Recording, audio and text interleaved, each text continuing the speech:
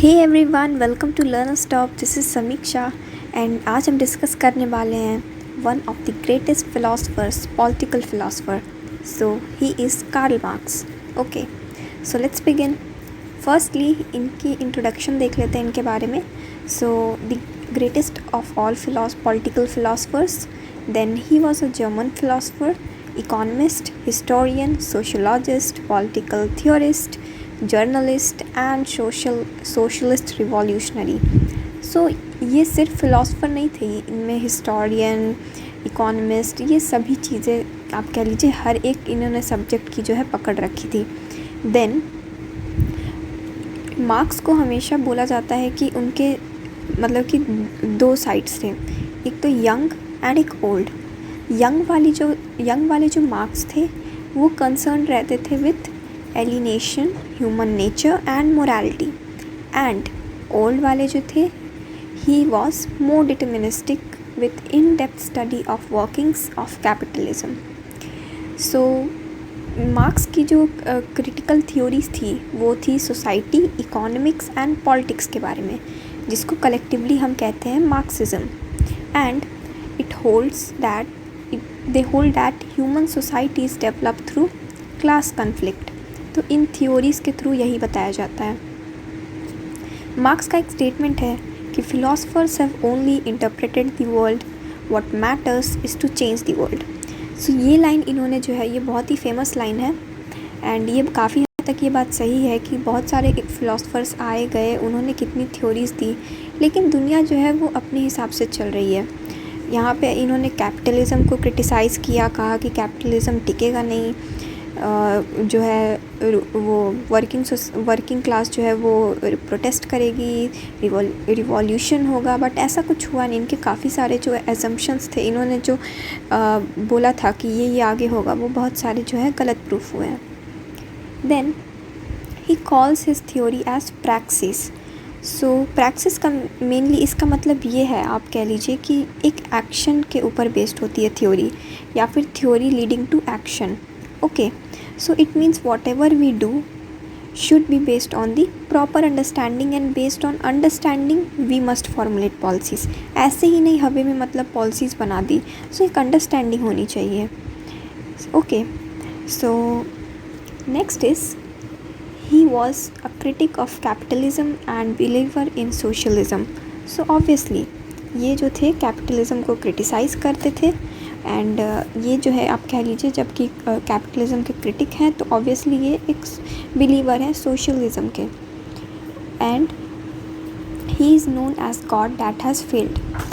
सो ये इसलिए बिकॉज़ कि इनके जो जितने फॉलोअर्स थे, ये इन्हें भगवान मानते थे, राइट। लेकिन इनकी जितनी थ्योरीज़ जो इन्होंने दी है, वो सभी के सभी थ्योरीज़ जो हैं, जो इनका जो एक आप कह लीजिए इंटरप्रिटेशन था, वो सबका सब सही नहीं हुआ। सारे जो इनके प्रेडिक्शंस थे आज के डेट में, वो सभी सही नहीं हुए हैं। So this is the reason कि he is known as a god that has failed. So he aimed at human liberation, right. तो ह्यूमन लिबरेशन इसलिए कि इन्होंने वर्किंग क्लास, जो प्रोलेटेरिएट जो आप जिसे कहते हैं, इसके ऊपर फोकस किया कि उन्हें जब तक जो है उनका जो चेन है वो नहीं टूटेगा, जो काम करना दूसरे के लैंड पे या फिर दूसरे के अंडर एंड पैसे कमाना, जब तक ये इस चीज़ के अगेंस्ट रिवॉल्यूशन नहीं करेंगे, कुछ भी जो है यहाँ पे पॉसिबल नहीं होगा, कि इनका एक्सप्लॉयटेशन जो है वो नहीं रुक पाएगा, right. So he was mainly aimed at human liberation, labours and working class के लिए इन्होंने बहुत सारे जो है आप कह लीजिए कि थ्योरी में बहुत सारी बातें बोली हैं। Then he inherited and integrated 3 लीगेसीज।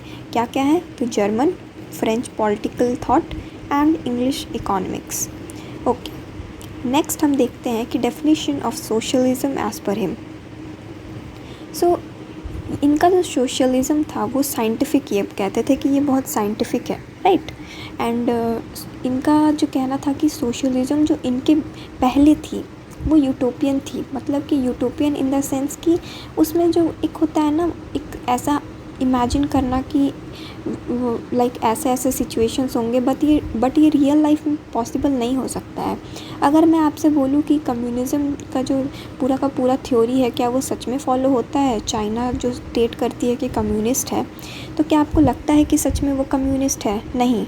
वहाँ पे आप कह लीजिए कि जिस तरीके से, मतलब कि एक ऑथोरिटेरियन आप कह सकते हैं कि वहाँ पे रूल चलता है। So this is the thing. Now अब हम आते हैं कि he was not a believer of conscience. So इनका कंसाइंस में बिलीव नहीं था, ओके। तो और यही रीज़न है कि ये गॉड में बिलीव नहीं करते थे। इनका मानना था कि गॉड वगैरह नहीं होता है कुछ। एंड नेक्स्ट इज़ कि workers of the world unite, you have nothing to lose except your chains. तो ये इनका कहना था कि जब तक जो है वर्कर्स यूनाइट होकर रिवॉल्यूशन नहीं करेंगे, तो ये जो है इनका जो है चेन नहीं टूटेगा एंड तब तक इनको एक्सप्लॉइट किया जाएगा। तो चेन का मतलब यहाँ पे है रिलीजन, नेशन, इन सब चीज़ों से उभर के वर्कर्स को जो है आप उठ के रिवॉल्यूशन करना चाहिए against the minority who are ruling the bourgeois, okay, बोर्गीज।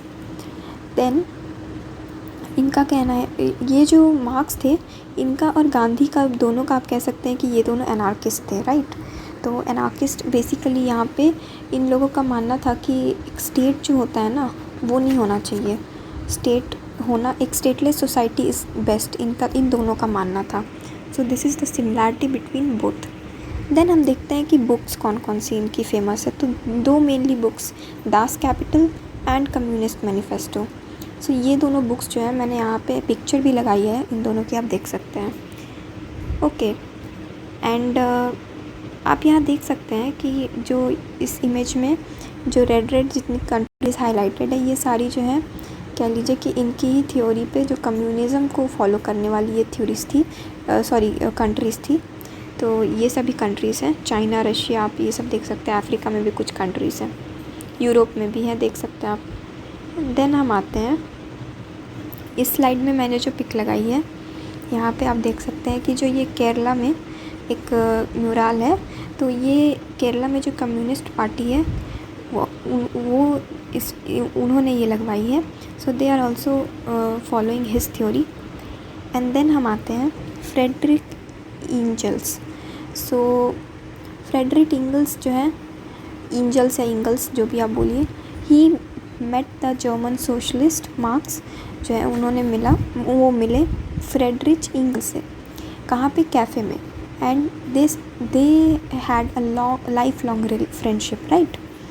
So Ingalls showed Marx his recently published The Condition of the Working Class in England in 1844 and उन्होंने कन्विंस किया मार्क्स को कि जो वर्किंग क्लास जो है वो एजेंट होगी and instrument होगी फाइनल रिवॉल्यूशन के लिए हिस्ट्री में।